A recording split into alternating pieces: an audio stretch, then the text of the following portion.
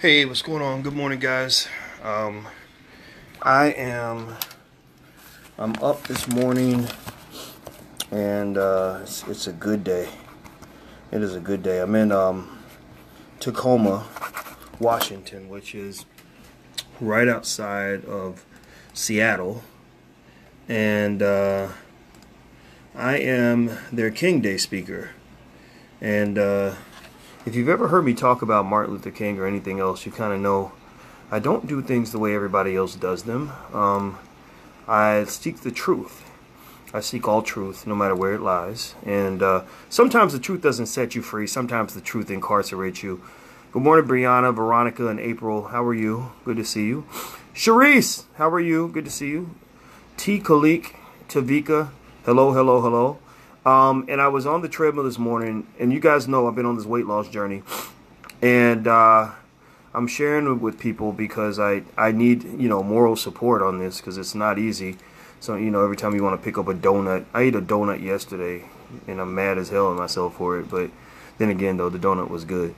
And anyway, I also want to encourage you, to just do your thing. What's going on, Kay, Sage, Anthony, Heather? How are you? So as I was thinking about Dr. King today, I was on the treadmill and I was sort of reflecting. I was listening to some of his speeches and trying to really get connect to his spirit in the afterlife. And I realized something today, something I've never said before.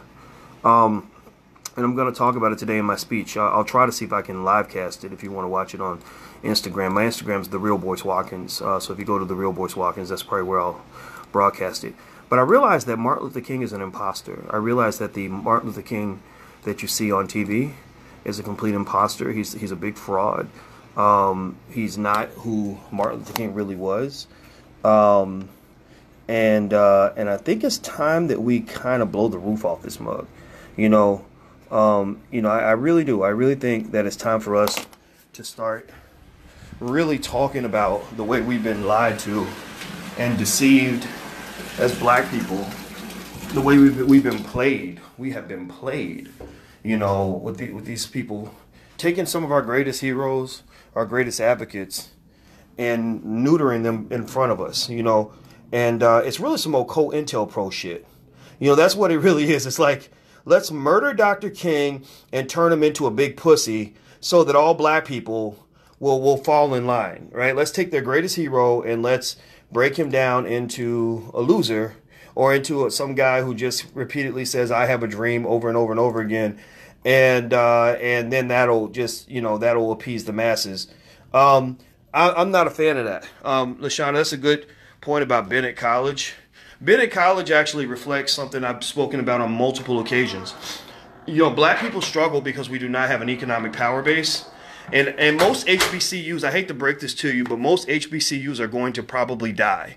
Most HBCUs are going to die unless they significantly change, radically change their business model. If they do not change their business model, they are going to die. Why are they going to die? Well, because you're relying on government funding to keep your most cherished institutions alive. You're relying on people like Donald Trump to find it in their heart to support HBCUs. So Bennett College is just the latest of the HBCUs that are in trouble. Howard University is in big trouble. The board at Morehouse can't stop fighting. They had a good president and they booted him out of there. A lot of the HBCUs are run by people that aren't ready for radical change. And so, I love Bennett College. Julianne Malveaux is a very good friend of mine, and she was the president of Bennett. But at the end of the day, their business model's all fucked up. Excuse my French. Basically, they depend on government funding, and government funding is going to die. White people ain't gonna take care of you. Stop believing that. Let it go. See, y'all done got me riled up. It ain't even, I think here it's like 7 a.m. Now here's the water. Here's the tub of cold water I gotta jump into. This is ice water. Now, why am I showing you guys this? A, because I need moral support, because every day I dread this, but I know I have to do it, because if I don't, I'm going to end up getting super sore, and it's important to fight inflammation. The other reason I'm doing this is because I want you to, I want to encourage you to get off your ass. Get off your ass and do something with yourself. Do something physical. Get healthy. Black people dying. All of us. I'm talking about me and all of us. You know, black men and black women were dying all young over stuff that's preventable. You know, just do a little something, you know. And I'm going to say thanks to my queen for pushing me to do this, to just really become a better man. A good woman makes you a better man, and a good man allows a good woman to make him into a better man. So I appreciate her for that. I have to give shout out. So I'm going to jump in this water, and you guys will get to watch me jump into it live, but I'm not going to be naked. So don't get your mind out of the gutter. I left all my clothes on. See, this is what I ran in this morning. I didn't run that many miles. I only ran 2 miles today. Yesterday we did like 5 or 6, but we're getting ready for this mini marathon next week. It's a half marathon. It's 13 miles. We're not ready. We haven't been training and running enough miles, so it's going to be agonizing, but I'm going to live stream it anyway so you guys can watch me suffer and fight through the bullshit. So, but it was caused by me. It's all my fault. It's my fault. If I had prepared, I'd be in better shape, but I'm not prepared, so I'm going to go through hell. So that's how it is. You either pay now or you pay later. That's how life kind of works. That's what I tell kids. Like, either pay your price now through hard work, or you pay it later with a lifetime of misery. It's up to you. So I'm gonna jump in this pool right now, and I'm gonna show y'all. I'm telling you guys, here's the secret. The secret I found is that you just gotta yell really loud. You gotta yell like a bitch, and that really does something. It's like pushing the demons out of your body. So look, here's the water. There are the ice cubes. I put ice cubes in it to make it extra cold, right? Tell me how gangster that. Tell me that's not gangster, right? So here we go. All right, so I'm gonna jump in. I'm not gonna let you guys see my face because you're gonna make fun of me. All right, so here we go. I'm jumping in now. In 3, 2, 1, and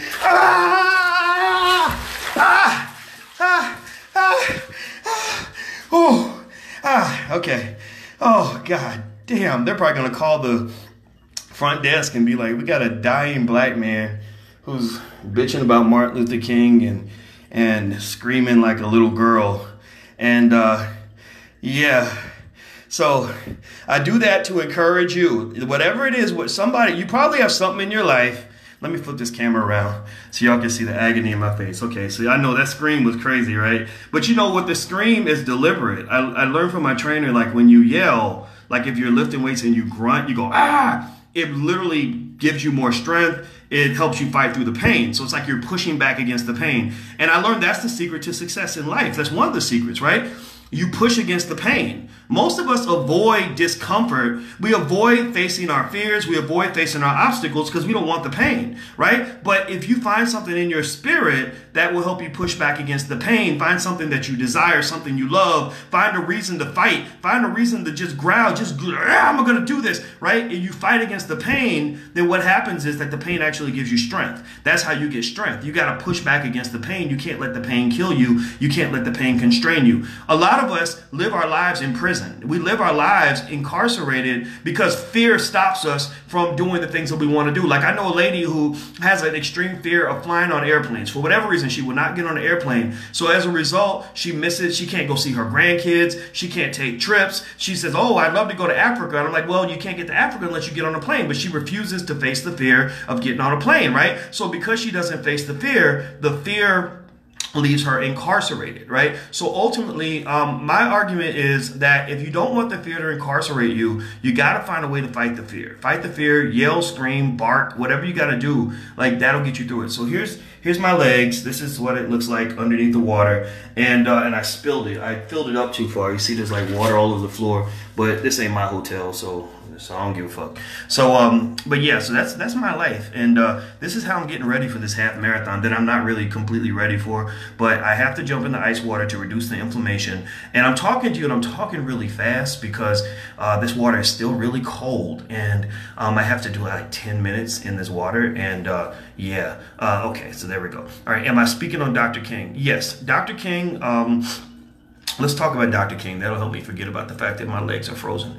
Dr. King, you know, in general, what I recommend is that if you're going to really talk about Dr. King, you know, don't let white people teach you about Dr. King. You know, because white people will fuck it all up. White people, they pretty much repeat the words "I have a dream" 10,000 times like it's a Cardi B song. And they don't know what it really means. They just think that it means that we're supposed to forget about all the horrible shit that has been done to us over the last 400 years. They pretty much have trained us, you know, to let go of our real black heroes. We have, you know, ignored the greatest men and women in history, in exchange for a person that is known, even though he was more than this, but he's known for being a guy who fought for, who wanted, to integrate a lunch counter. I don't want to integrate a lunch counter. I want to own a lunch counter. I don't want to sit and I don't want to go spend money in somebody else's business. I want to have a business. And I think that if you really process this, Dr. King said this actually in one of his speeches, where he started to actually pay attention to the messages of people like Marcus Garvey, Malcolm X, the Honorable Elijah Muhammad. And one of the things that Martin Luther King used to say, or he started saying, or he said it in one speech, was he said, what did he say? He said that integrating lunch counters didn't cost us anything. He said voting rights didn't cost us anything. He said, now it's time to do the things that actually cost money. And so he began to discuss the radical redistribution of wealth. He began to discuss all the land and all the resources that were given to whites 50, 60, 70 years ago, where they were given land. They were given land grant colleges to teach them how to work the land. They had experts that were paid to go out and show them how to make more money from the land. And then farmers were paid not to farm, just crazy things like that. And he said that these are the same people that are telling black people to, get up by your bootstraps. Now, I'm a believer in getting up by your bootstraps, not because I think that should be the only way that we can get ahead, or not because I don't think anybody owes us anything. I believe in getting up by your bootstraps because I don't trust white people. I don't hate them. I just don't trust them. I don't trust them as a collective. I don't trust that they're ever, as a community, going to get the political will to get together and say, let's just make up to black people what we've done to them over the last 400 years. I don't think it's going to happen in our lifetime. White people, they're up there fighting over a border wall, a $5 billion border wall, which really is nothing. I mean, the budget is like $4 trillion. They're fighting over this border wall where the cost is literally like, is it 1% of the budget? Maybe a little more than one, maybe like 1.5% of the budget. And they shut the whole damn government down. The whole government shut down. $4 trillion in resources are not available because they're fighting over this damn wall. I'm like, I don't care if he gets the wall or doesn't get the wall.